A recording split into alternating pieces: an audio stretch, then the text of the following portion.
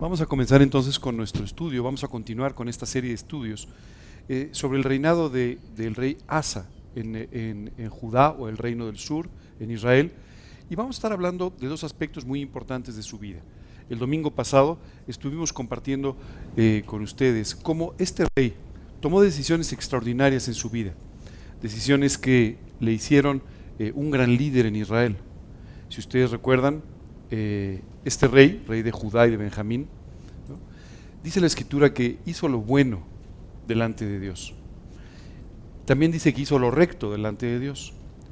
Y esto es lo que en realidad Dios está buscando de tu vida y de la mía, que tú y yo hagamos lo recto y lo bueno delante de Dios. Este rey tomó decisiones correctas. La primera de ellas fue deshacerse de todo aquello que constituía un acto de idolatría en Israel. Y como platicamos el domingo pasado, muchas veces cuando tú y yo pensamos en idolatría, pensamos en un becerro de oro, en una imagen a la que se adora, etcétera, y eso es idolatría, eso es perfectamente cierto. El hecho de adorar imágenes, efectivamente es idolatría. Pero además de eso, Asa entendió que había un tema muy delicado que estaba afectando la relación de Judá con Dios, y estos eran los lugares altos. Dice la escritura que tomó dos decisiones importantes ahí. La primera es eliminó todos aquellos cultos que no eran hacia Dios. Y entonces quitó, por ejemplo, todas las imágenes de Acera. ¿Recuerdan esta deidad que estuvimos hablando un poco de ella, verdad? Bueno, quitó todas las imágenes de Acera, que en ese momento era una deidad que algunas personas en Israel seguían. La reina de los cielos se le llamaba, la reina del cielo, ¿de acuerdo? Y por otro lado, ¿no?, quitó los lugares altos. Y muchas veces cuando tú y yo en la Biblia leemos los lugares altos, pensamos que eran parte del mismo sistema de adoración hacia Acera o Baal o Moloc o alguna de estas deidades. Pero la realidad es que los lugares altos, más bien eran lugares que la gente había constituido para adorar a Dios ahí y no en Jerusalén como Dios había constituido. Esto es otro aspecto de la idolatría. No solamente es el hecho de adorar una imagen, o no solamente es el hecho de adorar un Dios que no lo es, pero muchas veces es el hecho de que tú y yo queramos imponerle a Dios la forma en la que nuestra relación con Dios debe ser. Esto es lo que sucede muchas veces con las religiones. El concepto fundamental de la religión es cómo hago como ser humano para poder tener una unidad con Dios. Y entonces tú te encuentras toda una serie de rituales o de conductas morales o de aspectos que el ser humano considera deben agradarle a Dios, en lugar de hacer aquello que Dios quiere que hagamos. Dios es muy claro en su palabra. No nos necesita a nosotros, no lo vamos a hacer más famoso, no lo vamos a hacer más popular, no vamos a hacer su trabajo. Realmente lo que Él necesita de parte nuestra es nuestra obediencia. Cuando nosotros somos obedientes a Dios, cuando hacemos, actuamos, cuando pensamos conforme a lo que Dios nos enseña, conforme a todo lo que es correcto y bueno, dice la Escritura, entonces Dios puede bendecir nuestras vidas. Si ustedes recuerdan, después de 10 años de paz en los cuales, además de quitar las imágenes, además de quitar estos aspectos de la idolatría, etc., toma decisiones invitando al pueblo de Judá a que busque a Dios con todo su corazón. En el momento que, después de hacer todo esto y 10 años de paz, ¿no?, Dios puede enviarle a un profeta para que este profeta le diga: Asa, si ustedes buscan a Dios, lo van a encontrar. Si ustedes actúan y viven conforme a lo que Dios enseña, Él va a respaldar lo que ustedes están haciendo. Si tú recuerdas, estuvimos hablando de esta promesa extraordinaria de parte de Dios, que tú y yo podemos trasladar a nuestra propia vida. Porque si tú buscas a Dios cuando quieres tomar decisiones, tú vas a encontrarla. Y al encontrar a Dios, tú vas a poder tener las decisiones correctas que sin duda quieres para tu vida. Al mismo tiempo, si tú estás buscando de todo corazón que Dios guíe tu vida, que te enseñe, que cuide de ti, que te enseñe cómo vivir, tú vas a encontrar a Dios y Él va a poder hacer todo este trabajo extraordinario que te promete en su palabra. Dios va a seguir cumpliendo esta misma promesa que le hizo a aquel rey en Judá, la va a seguir cumpliendo en tu vida. Si tú lo buscas de todo corazón, Dios va a estar ahí. Si tú actúas, vives conforme a los principios de su palabra, tú vas a encontrar sin duda siempre, las consecuencias positivas, la cosecha extraordinaria que Dios quiere traer a tu vida. Muchas veces nos acostumbramos al esquema de vida que hemos aprendido a vivir en este mundo. Desde que tú y yo nacemos y somos chicos nos enseñan que a veces te va bien, a veces te va mal, que las cosas no siempre salen bien, dice un refrán por ahí que la vida es un valle de lágrimas, un montón de cosas así, ¿verdad? Y hemos comprado esa idea, hemos comprado la idea de que la vida pues es un poco complicada, ¿cierto?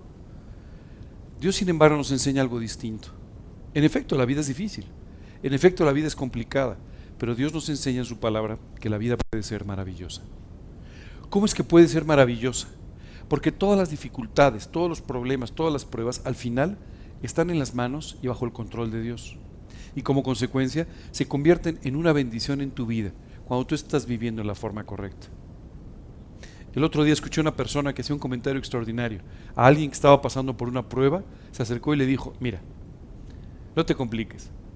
Si tú estás viviendo correctamente, si tú estás sirviendo a Dios de todo corazón, va a venir la respuesta de parte de Dios. Lo único que está sucediendo es que estás pasando por un momento de prueba. Y esto es exactamente una realidad en tu vida y en la mía. Estos 10 años de paz para Judá y Benjamín eran excepcionales en aquella época. Normalmente había guerra con mucha más frecuencia. Pero estos 10 años le permitieron a este rey tomar además decisiones que invitaban a los moradores de Judá y de Benjamín a buscar a Dios con todo su corazón. Tomó también algunas decisiones estratégicas, algunas construcciones que protegían a la nación. Y esto básicamente preparó a Judá para los siguientes años. Asa gobernó en Israel prácticamente 40 años. ¿De acuerdo? Yo quiero hablarte de dos aspectos importantes de la vida de Asa, de los que no hablamos el domingo pasado. El primero de ellos es tu influencia y tu legado en tus hijos, en tu familia y en las personas que te rodean. La segunda parte de lo que vamos a estar hablando el día de hoy es qué fue lo que sucedió en la última etapa de la vida de Asa. Nuestra preocupación por nuestros hijos, nuestra influencia en la vida de nuestros familiares y de las personas cercanas, a veces es toda una preocupación para nosotros. Yo sé que todos los que son padres siempre están preocupados porque sus hijos vivan de la mejor manera posible, ¿cierto? Seguramente porque vivan para Cristo, seguramente para que ellos estén sirviendo al Señor. Y por otro lado siempre están preocupados con todas las cosas que rodean la vida de sus hijos. Oye, no ha llegado, se ha hecho tarde, ¿dónde estará? ¿Qué pasará? Siempre viven preocupados, ¿cierto? Y muchas veces se preocupan también, los padres, por lo que va a suceder el día que ellos ya no estén, ¿cierto? Bueno, quiero decirte que todos los días, con tu manera de vivir, todos los días, con la forma en la que tú estás siguiendo o no al Señor, tú estás formando una herencia y un legado para ellos que puede transmitirse no solamente a tus hijos, sino a las siguientes generaciones. En el caso del rey Asa, tú y yo vamos a ver cómo su hijo, el siguiente rey de Judá, dice la Escritura que siguió al Señor también. Y siguió al Señor de la misma forma, dice la Biblia, que lo había hecho su padre.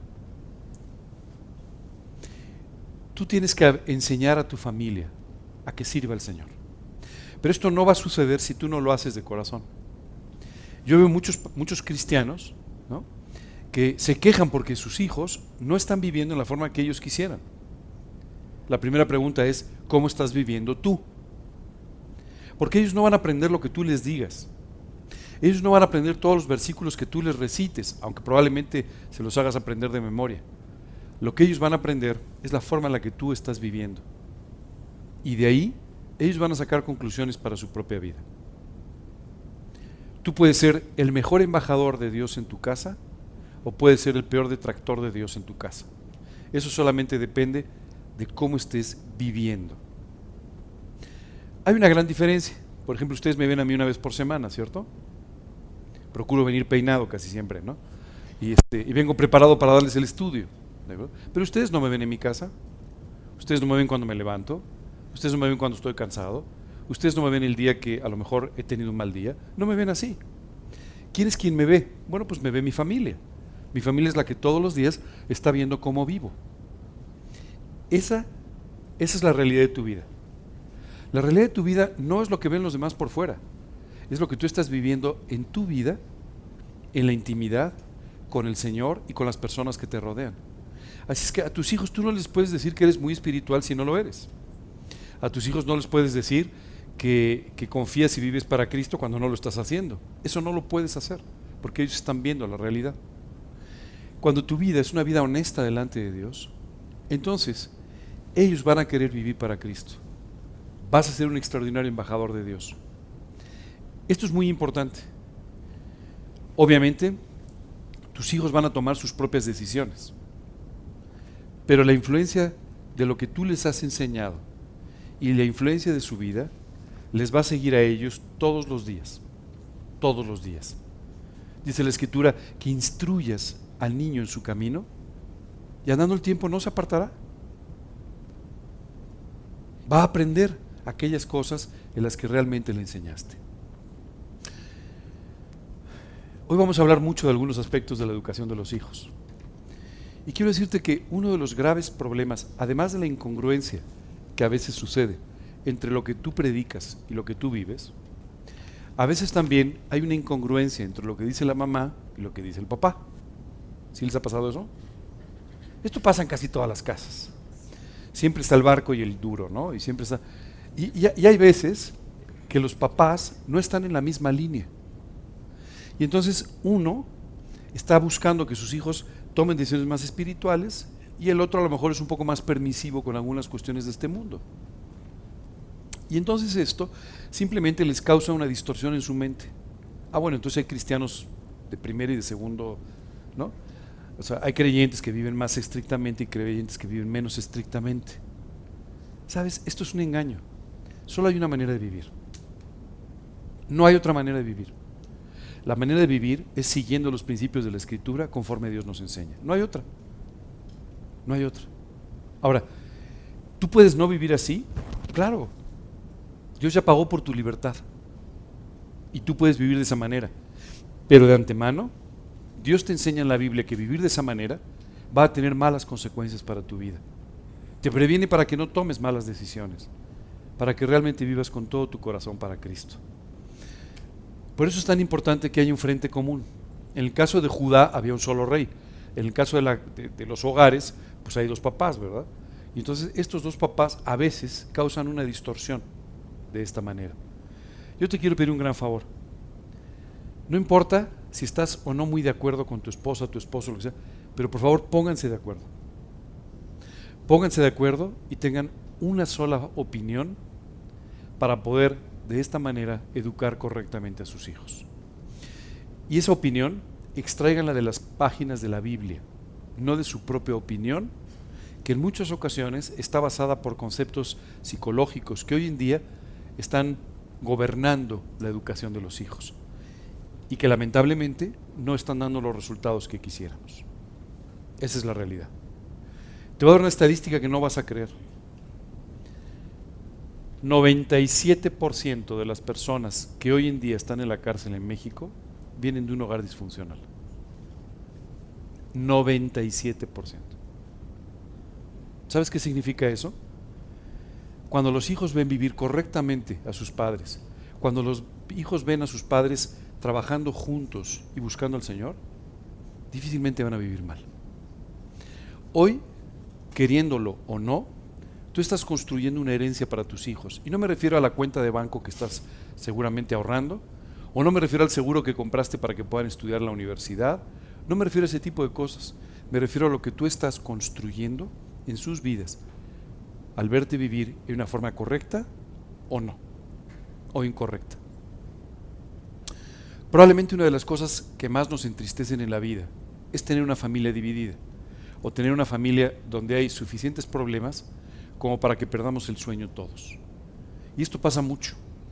Nos pasa mucho porque muchas veces los hijos empiezan a tomar decisiones que los alejan de nosotros o que les causan problemas muy graves en su vida. Todo eso lo estás construyendo, cada día lo estás construyendo con tu enseñanza, con tu oración y sobre todo con tu vida. La verdad es que la Biblia no nos dice qué tan bueno, qué tan mal educador fue Asa, ¿no? no nos dice cuántas horas pasaba con sus hijos, no nos dice nada de eso, pero lo que sí nos dice es que Asa construyó una herencia suficientemente sólida desde el punto de vista espiritual como para que su hijo pudiera ser el siguiente rey de Judá y que además viviera de la misma forma que su padre, en forma correcta, recta y buena delante de Dios. Hace tiempo una persona, yo no tuve hijos, pero una persona se acercó y me dijo: ¿y si hubieras tenido un hijo, qué te hubiera gustado que fuera? Y pues feliz. O sea, si es futbolista o es odontólogo o es un abogado prestigioso, me da igual. Qué bueno, pero me da igual. Lo único que realmente me importaría es que él fuera feliz, y para eso solo hay una fórmula: que él estuviera viviendo para Cristo con todo su corazón. Qué descanso eso, ¿verdad? Yo me imagino cuando los hijos van creciendo, el temor de los padres, porque dices, bueno, mis hijos ahí van y todo, pero ¿con quién se casarán? ¿Verdad? Además, como papá, nunca hay alguien suficiente para tus hijos, ¿verdad? Pero bueno, pero siempre piensas, oye, ¿con quién se casarán? ¿Cierto? Y esto es una decisión, por ejemplo, es una decisión muy importante. Tú no sabes cuántas familias que siempre han funcionado muy bien se dividen a la hora de los matrimonios. Porque de repente el yerno no era tan simpático después de todo, o después, ¿verdad? O la nuera no era tan agradable después de todo, y una vez que se casó, pues se quitó, yupi, ¿no? Y ya saben, todas esas historias, ¿para qué les cuento esas historias? Ya las conocen bastante bien, ¿cierto? Bueno, ¿cómo podemos asegurar que nuestros hijos van a casarse bien? Oh, qué pregunta, ¿verdad? Les damos un curso, ¿qué hacemos para que se casen bien? Un cuñado mío decía que la fórmula ideal es comprar una escopeta, decía él, ¿no? Pero yo no les recomiendo que hagan esas cosas, la verdad que no. Lo que yo sí les voy a recomendar es una cosa: enséñenles a sus hijos qué valor tienen delante de Dios. Enséñenles a sus hijos cómo deben ser tratados, como Dios los trata, y ellos buscarán una persona que los trate de la misma manera. Hoy en día tenemos un problema muy grave. Uno de los problemas graves que tenemos como sociedad son los embarazos no deseados. Y esto sobre todo en jovencitas, en adolescentes. Y yo entiendo que puede haber, bueno, pues muchos recursos de salud pública y todo que se están utilizando para evitar este problema, y me parece bien. O sea, las autoridades hacen lo que está en su mano y pueden. Pero si tú quieres asegurarte de que eso no suceda, valora a tu hija y enséñale el valor que tiene delante de Dios. Si no, si ella no aprende esto, la primera persona que le diga qué bonitos ojos tienes, la va a manipular. Entonces, asegúrate de que ella tenga una vida feliz, tratándola como debes tratarla, con todo respeto, con todo cuidado, con todo amor. Y déjame ponerte algo más: ella va a aprender cómo debe ser tratada viendo cómo tú tratas a su mamá. Esta es una parte crítica. Si tú no tratas bien a su mamá, ella va a pensar que no tiene por qué ser bien tratada.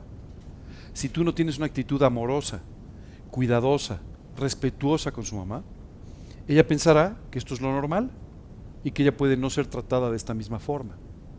Así es que ten mucho cuidado cómo tú estás educando a tu hija, porque al hacer esto, tú estás cuidando su salud emocional, tú estás cuidando su futuro, estás cuidando su porvenir de una forma extraordinaria. Déjame darte una información que a mí en lo particular me hubiera asustado. Casi el 70% de la formación emocional de una persona proviene de sus primeros 3 años de vida. O sea que si ya perdiste esos 3 años, pues te queda el 30% los siguientes. Aprovéchalos. Pero sabes, esa estabilidad emocional proviene de lo que ellos ven en su casa, de lo que ellos ven en cuanto a la relación de sus padres. Provienen de la forma en la que son tratados. Provienen de la forma... Perdón, es que saben que este micrófono nos trae locos. Proviene de la forma en la que ustedes están tratándolos, pero sobre todo del entorno de su hogar. Yo veo esposos que de repente dicen, oye, es que mi esposo es un poquito difícil, pero estoy muy feliz con mis hijos. Te digo una cosa, ten mucho cuidado, porque de la forma en la que tú te conduzcas con ella, da igual si es fácil o difícil, total todos somos difíciles, da lo mismo, pero de la forma en la que tú te conduzcas con ella, es como vas a estar educando a tus hijos. Eso es lo que ellos van a aprender y van a ver. Por supuesto, la primera pregunta aquí es, oye, pero por ejemplo en mi casa a lo mejor no está el papá. Entonces, ¿qué hago, verdad? O sea, ¿cómo le enseño a ella si no está el papá? Bueno, lo que tú tienes que hacer es enseñarle cómo Dios trata con nosotros para que tu hija, tu hijo puedan aprender cómo un padre amoroso se debe conducir. Hace algunos años leí un libro que me gustó mucho. Se llama El padre que yo quiero ser. Y el escritor de este libro habla de una experiencia terrible que él tuvo en su hogar. Su papá era un alcohólico, su papá era públicamente un alcohólico y entonces avergonzaba constantemente a la familia. Él como consecuencia tenía una muy mala actitud para con su papá, que tuvo que arreglar el día que recibió a Cristo en su corazón. Pero déjame contarte algo más. Cuando este hombre se casó y vino el primer hijo, él oró diciéndole a Dios, ¿qué voy a hacer ahora? ¿Cómo voy a educar a mi hijo? ¿Cómo voy a ser un buen padre si yo tuve un muy mal ejemplo de padre en mi casa? Y entonces empezó a buscar en la Biblia la forma en la que Dios trataba con nosotros como un padre amoroso para de esta manera poder educar correctamente a sus hijos. Tal vez tú hoy no tienes a tu esposo al lado y esto no permite que, por ejemplo, tu hijo crezca con un rol, con una influencia correcta de parte de su papá. Si esto es así, lo que tú tienes que hacer es orar, pero poner mucho énfasis sobre todo en enseñar a tu hijo, a tu hija, cómo un padre amoroso como Dios se conduce con nosotros. Esto va a traer sin duda un efecto muy positivo en la vida de tus hijos. Oye, ¿qué más puedo hacer para que mis hijos se casen bien? Lo otro que puedes hacer es orar mucho por ellos y trabajar mucho con ellos en cuanto a su educación espiritual. ¿Sabes qué es lo que pasa? Cuando tú y yo tomamos grandes decisiones en la vida, el matrimonio, la paternidad o maternidad y algunas otras decisiones muy grandes o muy importantes, es cuando más estas decisiones están impregnadas de nuestros principios, de lo que creemos. A veces en decisiones muy pequeñas, no es que esté bien, pero a veces en decisiones muy pequeñas, las tomamos sin necesariamente recurrir demasiado a los principios. Pero cuando tomamos decisiones mucho más grandes, sin duda, los principios en los que creemos estarán impregnando estas decisiones. Para bien o para mal. Si tú no crees en la palabra de Dios, si realmente no la crees, esa falta de fe va a impregnar tus decisiones. Si realmente tú crees en los principios, eso va a impregnar también tus decisiones. De tal manera que tú tienes que orar para enseñarles cómo buscar al Señor en cada una de sus decisiones, en cada una de las cosas que tú tienes que enseñarle a tus hijos, cómo ellos deben buscar a Dios para tomar decisiones. Ahora, tú no lo vas a enseñar si tú no lo haces. Ellos tienen que verte a ti. Recuerdo una vez hace algún tiempo, un pastor que tiene un tremendo ministerio en cuanto a la educación de los hijos, estaba dando unas conferencias sobre cómo educar a tus hijos. Me llamó mucho la atención un comentario que hizo. Dijo, desde que nazcan, ponte de rodillas al lado de la cuna y ora con ellos. Alguien le preguntó, le dijo, oye, pero el niño en la cuna no entiende nada. Dijo, no importa. Es importante que él siempre tenga grabada la imagen de su padre de rodillas orando. Eso le va a seguir el resto de su vida. Hay cosas que tú y yo tenemos que aprender de todo esto. El rey Asa entonces se había convertido en una extraordinaria influencia para su familia. Dice la Escritura, hablando de su hijo Josafat, reinó en su lugar Josafat su hijo, el cual se hizo fuerte contra Israel. Tristemente Israel y Judá estaban divididos y tristemente también eran enemigos. Y aquí dice la Escritura que Josafat se hizo fuerte y dice, y Jehová estuvo con Josafat porque anduvo en los primeros caminos de David su padre y no buscó a los Baales, sino que buscó al Dios de su padre y anduvo en sus mandamientos y no según las obras de Israel. Aprendió lo mismo. Dice la Escritura que él aprendió de David, ¿no? Y por supuesto aprendió de los caminos de su padre. ¿De acuerdo? Y dice, Jehová, por tanto, confirmó el reino en su mano, y todo Judá dio a Josafat presentes, y tuvo riqueza y gloria en gran abundancia. Los sueños de su padre se cumplieron en la vida de su hijo. ¿Qué más quería Asa que tener un hijo exitoso en todos los sentidos? Y esto fue exactamente lo que sucedió, porque eligió vivir de la misma manera que había vivido su padre. Hoy me gustaría que reflexionaras por un momento. ¿Quién de ustedes tiene hijos pequeños? Menos de 5 años, digamos. ¿Menos de 10? ¿Menos de 15? ¿Menos de 20? ¿Menos de 25?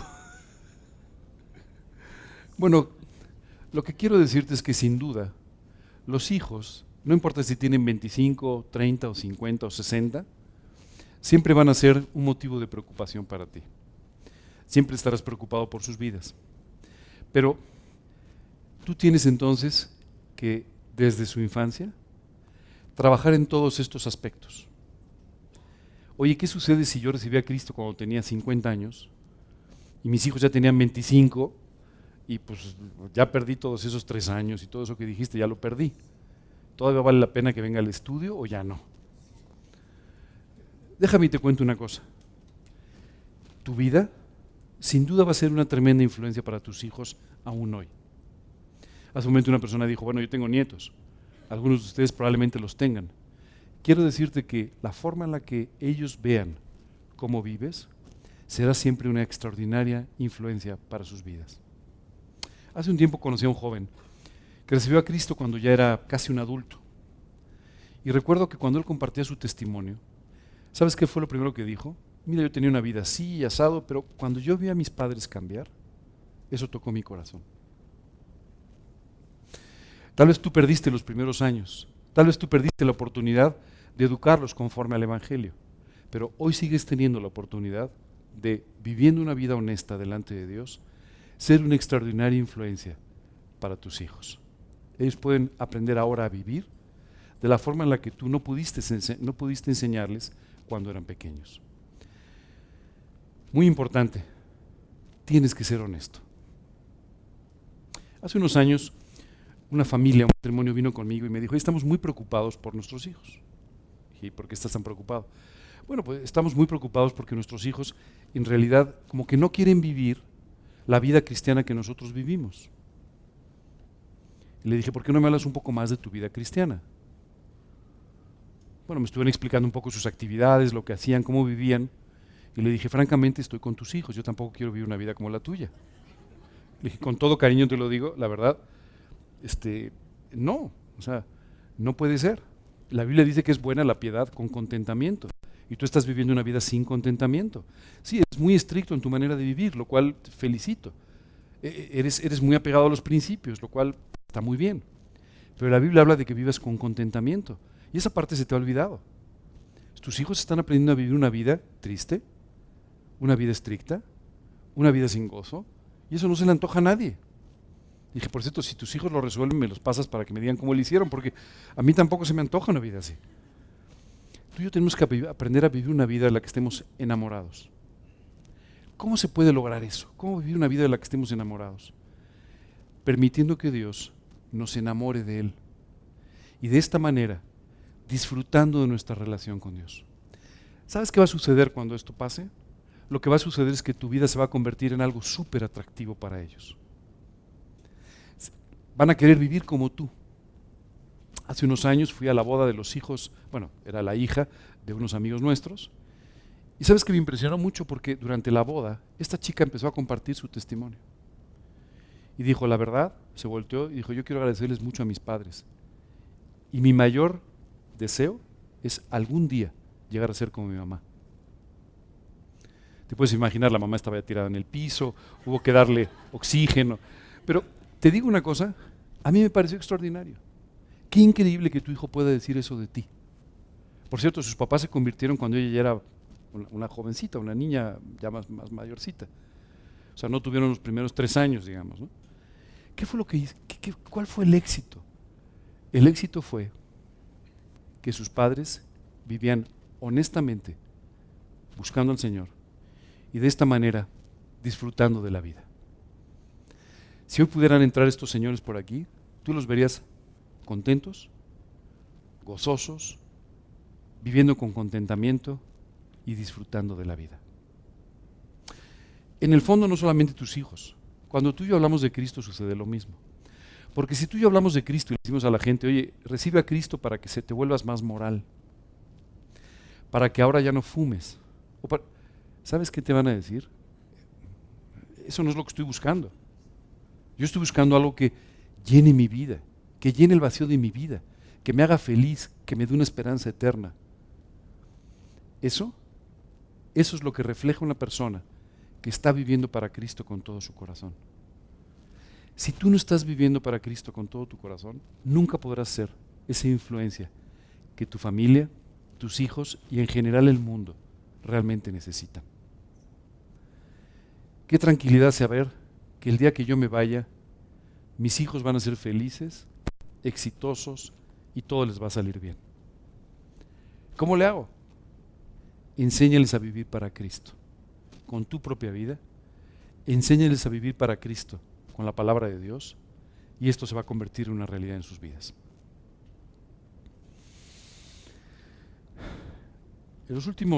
El mes pasado estuvimos de vacaciones, y durante las vacaciones conviví con varios papás, que también estaban de vacaciones.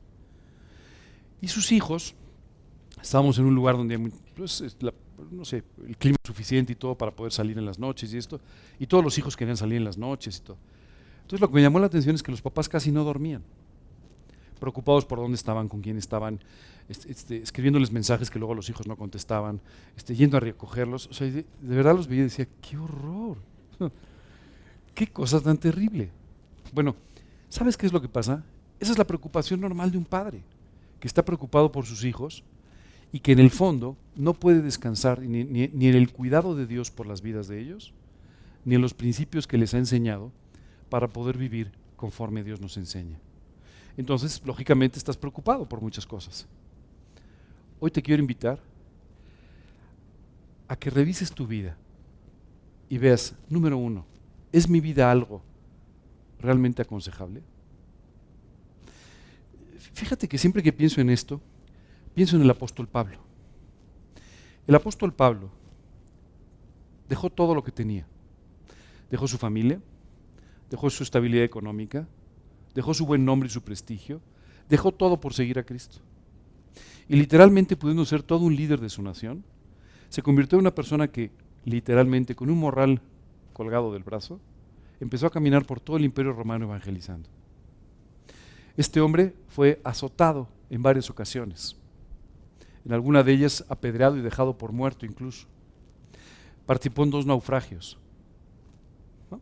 O sea, si tú quieres una vida de aventuras y una vida difícil, puedes pensar en la vida de Pablo.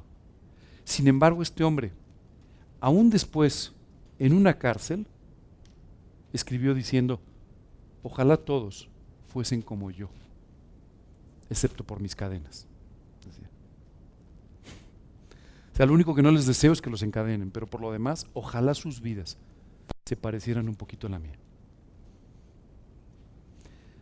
Lo único que quiero pedirte este domingo es que tomes unos minutos para preguntarte si con toda honestidad tú le recomendarías tu vida a los demás. Si con toda honestidad tú pudieras decir lo mismo que dijo el apóstol Pablo, ojalá vivieras como yo, ojalá tuvieras una vida como la mía. Te la deseo con todo mi corazón. Si no puedes decir esto, entonces quiero decirte que no estás viviendo en todo lo recto y en todo lo bueno. Y hoy tienes que aprender a vivir de esa manera. No quiero decir que tengas una conducta equivocada o una conducta moralmente equivocada, pero quiero decirte que tal vez Dios hoy no es tu primer amor. Tal vez hoy Dios no es lo único importante en tu vida.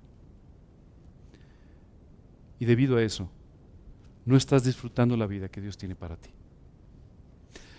No importa si tienes problemas o no los tienes. No importa si te azotaron 2 veces o no te azotaron. No importa.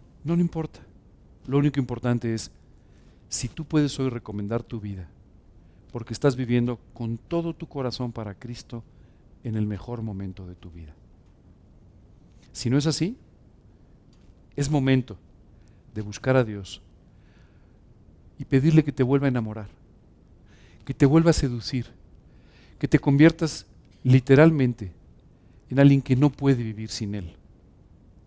Que Él se convierta para ti en lo único importante de tu vida.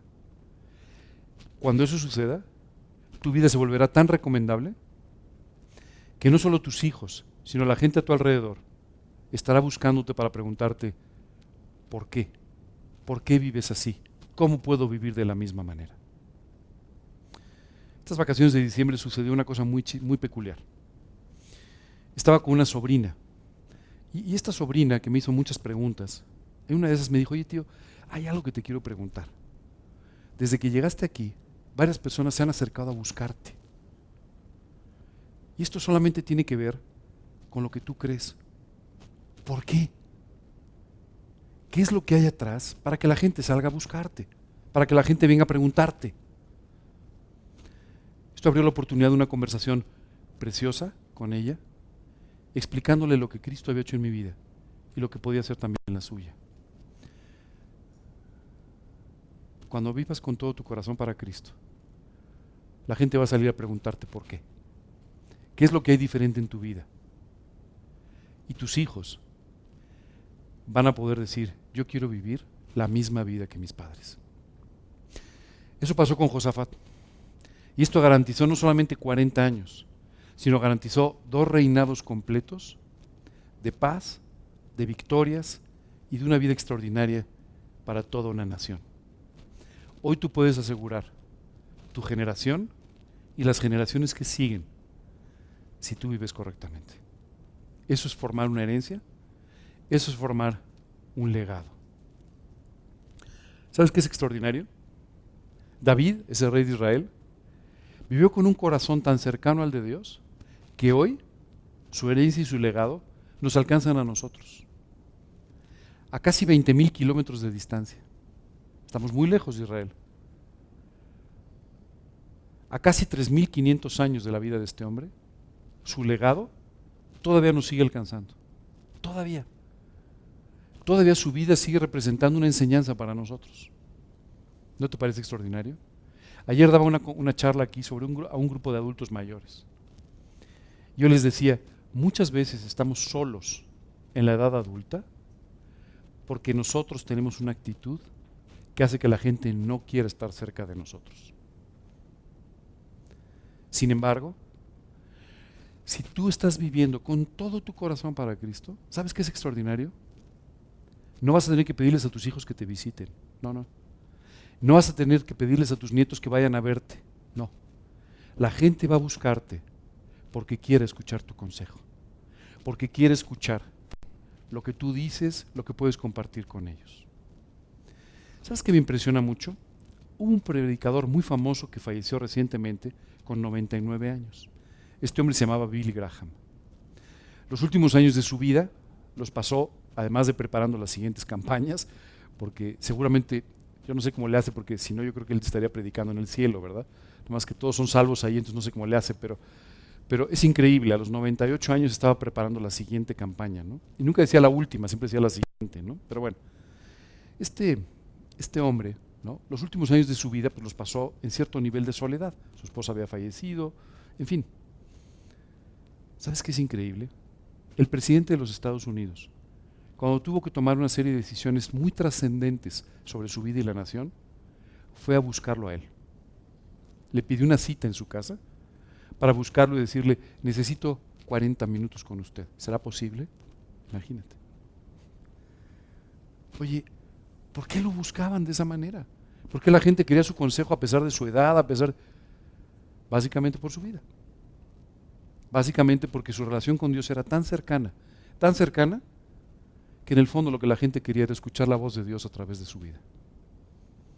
Esto puede pasar contigo, si desde hoy tomas las decisiones correctas. ¡Wow! ¡Qué increíble todo esto!, ¿no? Pero, ¿sabes qué me llama la atención? Hizo exactamente lo mismo Josafat que había hecho su padre Asa.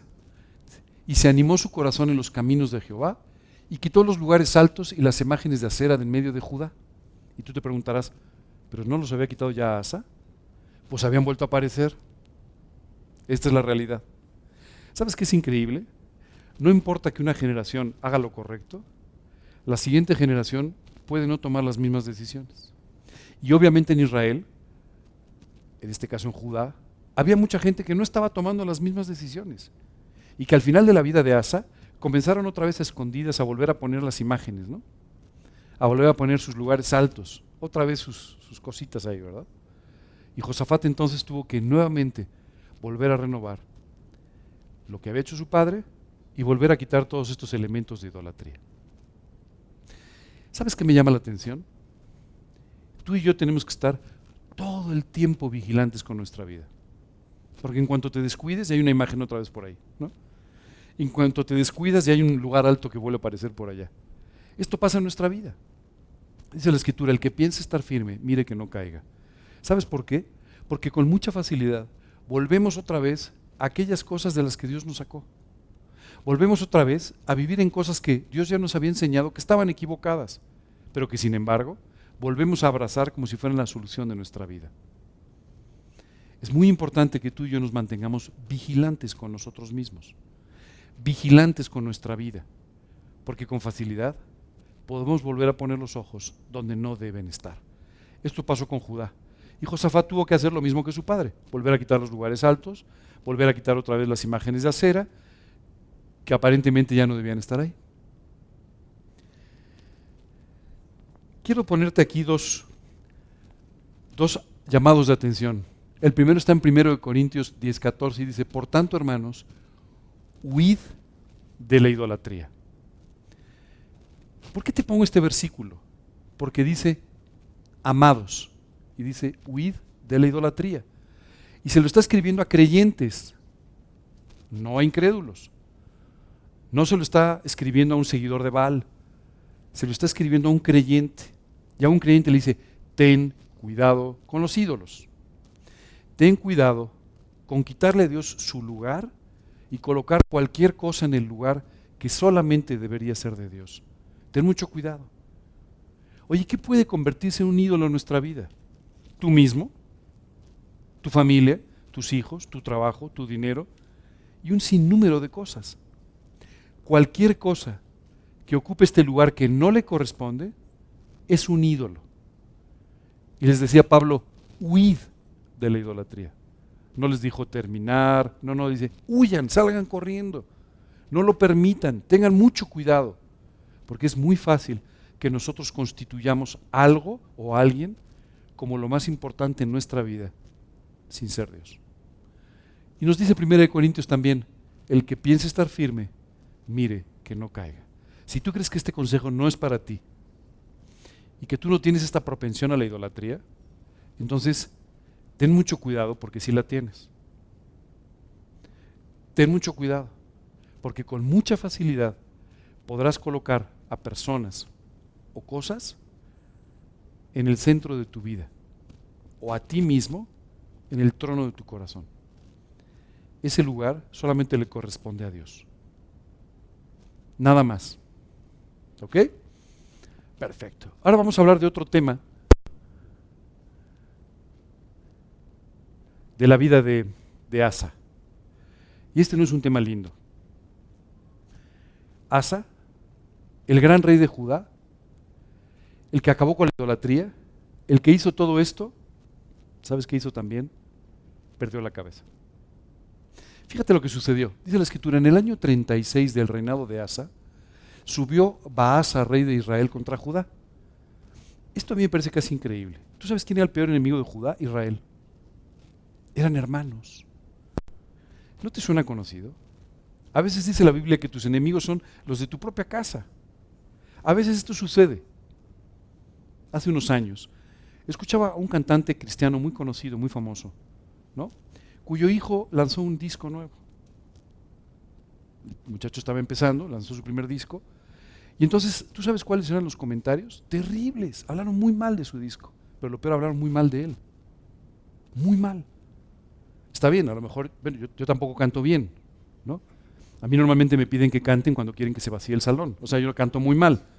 Pero lo que te quiero decir es, tal vez este chico no tenía o sí tenía el talento, la verdad ni siquiera lo sé. Lo único que me llamó la atención es que los comentarios agresivos en contra de él no provenían de un incrédulo, provenían de creyentes. A veces nosotros somos muy duros para tratarnos entre nosotros. Somos muy duros para juzgarnos entre nosotros. Tú tienes que tener mucho cuidado con esto y tú tienes que aprender a vivir como Dios nos enseña en su palabra, amando a los hermanos, no criticando, no juzgando a los hermanos.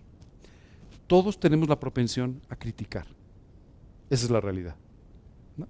Si tú no me crees, ahora cuando salgas te acercas a una cafetería y caminas despacio, no te pares porque es muy de mala educación, ¿verdad? Pero camina despacito al lado de las mesas y tú vas a escuchar las conversaciones y siempre hay alguien criticando a los demás, ¿no? Oye, te diste cuenta que mal lo hizo y que el otro.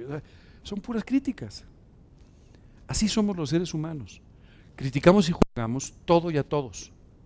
Pero es muy importante que tú aprendas a no vivir de esta manera, a dejar a un lado la crítica, a dejar a un lado los juicios, porque dice la Biblia, por lo cual eres inexcusable, oh hombre, quien quiera que seas, tú que juzgas, dice la Biblia. Porque en lo que juzgas a otro, te condenas a ti mismo, porque lo que juzgas, tú que juzgas, haces lo mismo. ¿Tú sabes por qué nos molesta la conducta de alguien más? Porque interfiere con nuestros intereses o con lo que nosotros queremos. Si no, no te preocuparía. Entonces, muchas veces tú te pareces mucho más al que estás criticando de lo que quieres reconocer, o al que estás juzgando, más de lo que quieres reconocer. Tú tienes que tomar la decisión de dejar por completo la crítica y dejar por completo el juicio, si quieres ser feliz. Tienes que abandonarlo por completo, tienes que dejarlo por completo. Especialmente cuando tú hablas de creyentes, lo único que puede haber es amor entre nosotros. Puedo entender que seas más compatible con alguien, menos compatible con alguien, pero esto no te da derecho a juzgarlo, no te da derecho a criticarlo y no te da derecho tampoco a tener una mala actitud contra él. Tú eres el primer dañado de todas estas cosas. El primer perjudicado eres tú mismo. Hace muchos años trataba con un señor, en ese tiempo yo tenía unos 30 y él tenía unos 65, casi 70. Y recuerdo que un día él tenía mucha confianza conmigo, nos conocíamos por temas laborales, pero tenía mucha confianza conmigo. Y recuerdo que un día empezó a hablarme de todas las personas que le habían hecho daño. No, tú no sabes, pero fulanito me hizo tal y tal, y fulanito me hizo tal y tal, y el otro fue un terrible, un monstruo, y el otro, o sea, todo lo que le habían hecho. Realmente había tenido una vida difícil, esa es la verdad. El segundo día que empezó a hablarme de todo este problema, recuerdo que le dije, oiga, ¿y usted considera que estas gentes fueron crueles? Y me dijo, pues, por supuesto, pues fueron crueles conmigo. Dije, ¿qué me dirías si yo hoy le digo que usted es más cruel que ellos? ¿Cómo? Me dijo, ¿pero por qué me dices eso? Siempre te he tratado muy bien. Y, no, usted está siendo cruel con usted mismo. Porque una y otra vez usted vuelve a sentir lo mismo que le hicieron a aquellas personas hace muchos años. Eso se llama resentimiento. Y usted solo se está golpeando y golpeando y golpeando y golpeando, repitiendo situaciones que le hicieron personas que algunos ni siquiera están vivos ya. Tú tienes que tener mucho cuidado con todo esto. La crítica, el juicio, la amargura, van a acabar y van a destruir tu vida. Van a separarte de aquellos que te aman. Van a separarte de aquellos que creen lo mismo que tú. Eso sucedió en Israel. El hijo de Salomón, un mal líder, se colocó ahí en medio a decir cosas que no debía sobre los impuestos. Y la nación se dividió en dos. ¿Y sabes qué es terrible?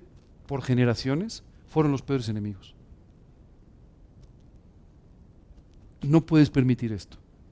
No te permitas estas cosas. Yo escucho muchas veces creyentes criticando a otros creyentes. No, es que mira, él cuando cantamos levanta la mano. Sí, qué horror, ¿no? Va a acabar con la humanidad porque levantó las manos. O sea, ¿entiendes? ¿Sabes qué es increíble? Cómo criticamos cosas que además no tienen ninguna importancia. Y estas cosas permitimos que nos dividan de tal manera que le damos al enemigo la ventaja de perjudicar nuestro testimonio. Nunca permitas estas cosas, nunca. Si tú quieres levantar las manos o no, pues haz lo que quieras.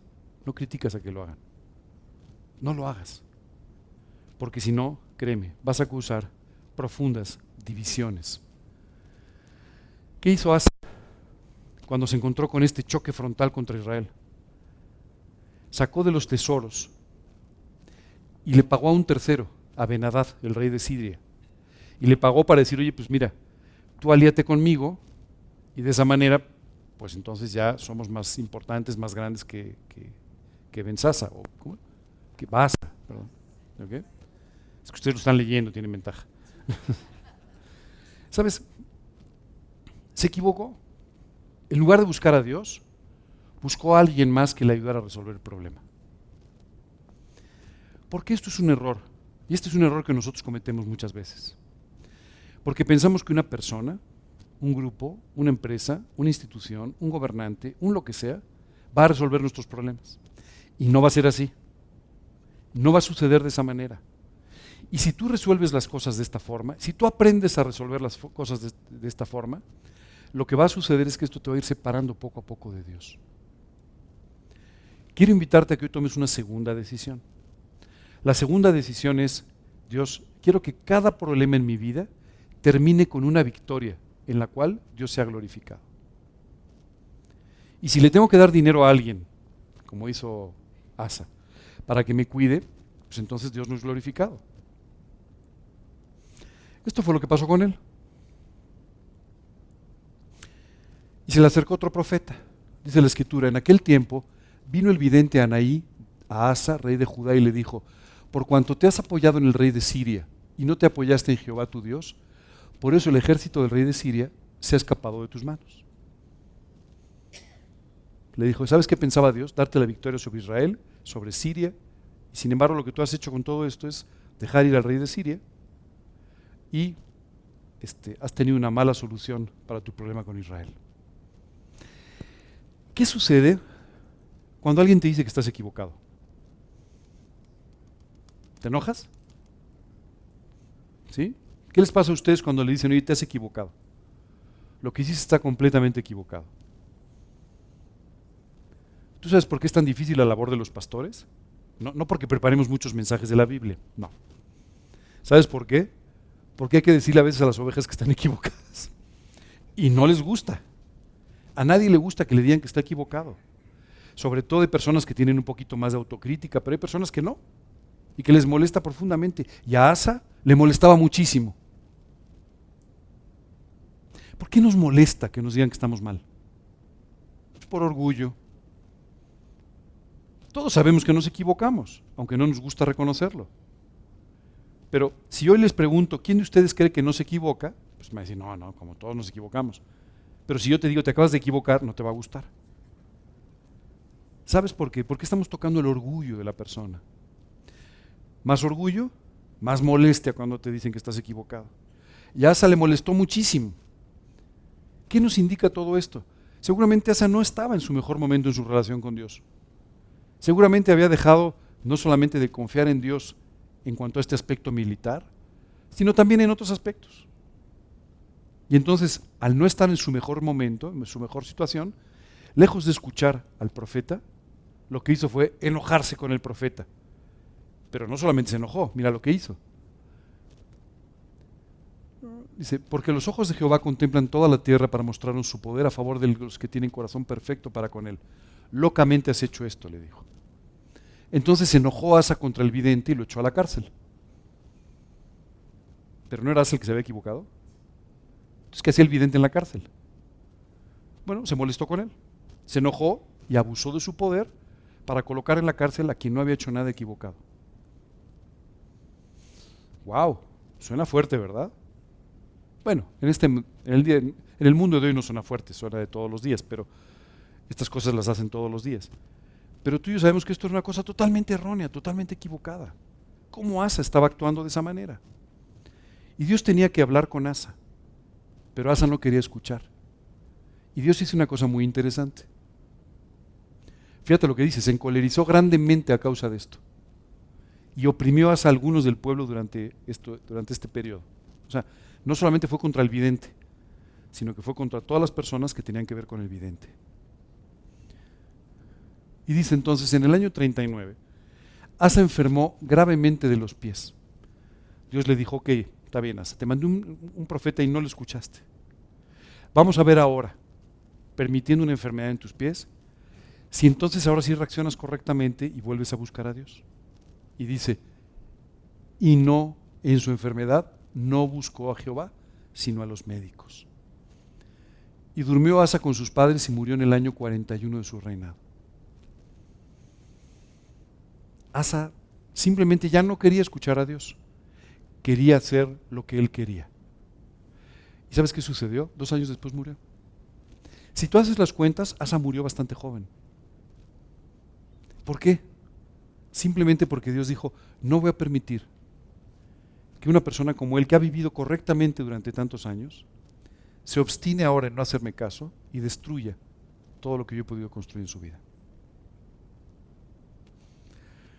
Wow. Tercera decisión importante que tienes que tomar esta mañana. No voy jamás a buscar otra solución antes que a Dios. Voy a buscar que las soluciones en mi vida provengan de Dios y no de los médicos, de los aliados o de cualquier otra situación que se presente a mi alrededor. Tenemos que aprender a hacer esto. La verdad es que muchos de nosotros hemos construido un hábito de no buscar a Dios en los problemas. Ya sabes, ahora sí, Señor, por favor, sácame de este problema en el que estoy. Ya, le voy a hablar a mi amigo, le voy a hablar a esta persona, ¿no? Recuerdo por ahí que tengo unas inversiones, voy a hacer esto otro. ¿Sabes qué es lo que estás haciendo? Robarle a Dios la gloria.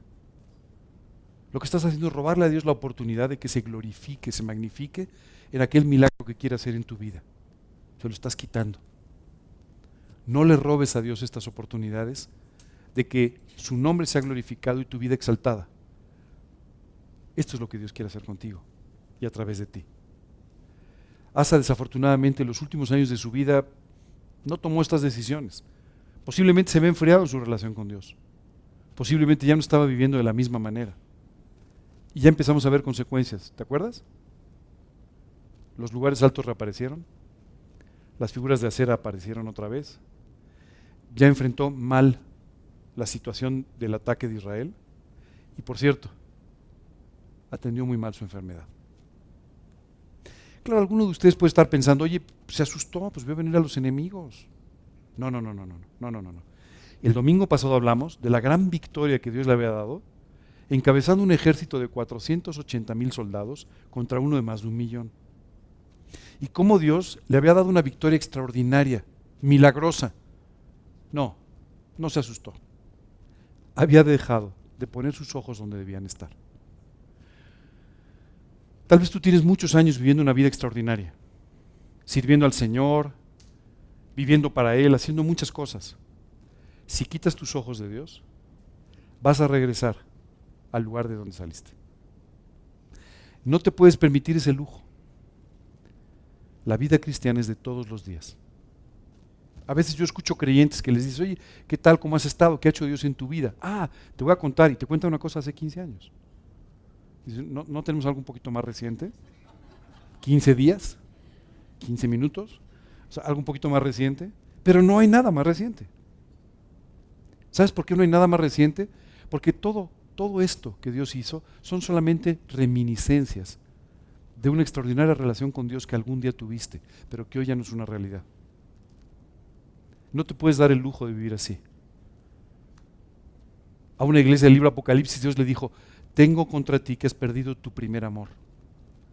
Tienes que regresar, tienes que volver a hacer las primeras obras, le dice. Porque si no voy a tener que pasar cerca de ti, voy a tener que quitar tu candelero. A Asa le quitaron el candelero y la vida. Yo no quiero que ustedes pierdan su candelero ni su vida.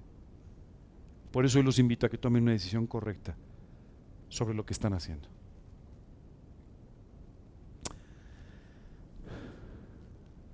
¿Sabes qué es increíble? A pesar de todo el legado de Asa, Asa no terminó bien. Tú y yo tenemos que tener cuidado de nuestras vidas, ser vigilantes de nuestras vidas y terminar bien. Antes de terminar, me gustaría compartir algo más con ustedes. Venimos toda esta mañana y la semana anterior hablando sobre Asa, sobre su relación con Dios, sobre lo que Dios hizo, no hizo, sobre Josafat, sobre su hijo, sobre cómo educar a los hijos en Cristo.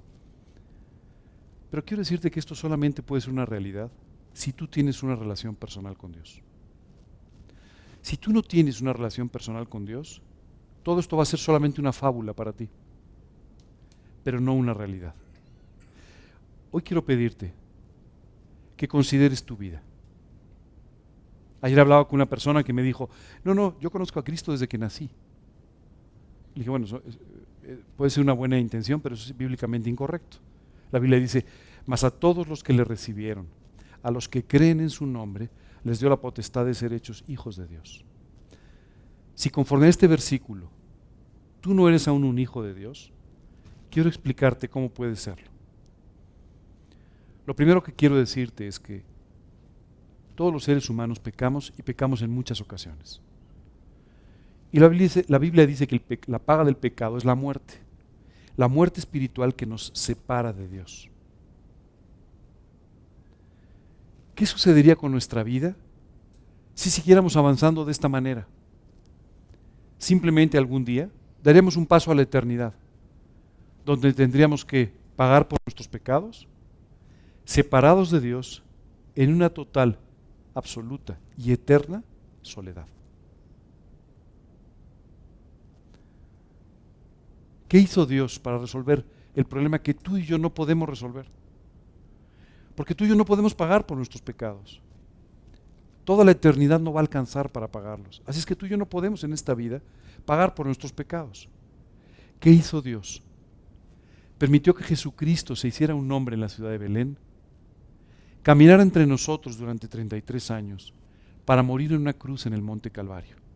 Y en esa cruz pagó por cada uno de los pecados que tú y yo hemos cometido, para que si en algún momento de nuestra vida nosotros nos arrepentimos, le pedimos perdón a Dios por nuestros pecados y confiando en su sacrificio, en la sangre de la cruz, le pedimos que nos perdone, que entre a nuestra vida y que sea nuestro Señor y Salvador, Dios pueda salvarnos eternamente, Dios pueda darnos una relación personal con Él que durará por esta vida y por la eternidad. Si aún no has tomado esta decisión, hoy te quiero pedir que escuches lo que dice este versículo de Apocalipsis. He aquí yo estoy a la puerta y llamo. Si alguno oye mi voz y abre la puerta, entraré a Él y cenaré con Él y Él conmigo. Déjame repetírtelo. He aquí yo estoy a la puerta y llamo. Si alguno oye mi voz y abre la puerta, entraré a Él y cenaré con Él y Él conmigo. Hoy tienes una gran oportunidad. Si está tocando la puerta de tu corazón, tú tienes hoy la oportunidad de abrirle tu vida, pedirle que te perdone, que te limpie por tus pecados y confiando en lo que Cristo hizo en la cruz, invitarlo a tu vida como tu Señor y tu Salvador personal. Dios va a hacer este trabajo extraordinario.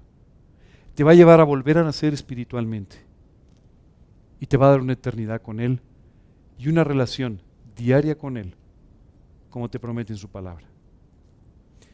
Si quieres hacer esto, hoy te quiero pedir que me acompañes en una oración.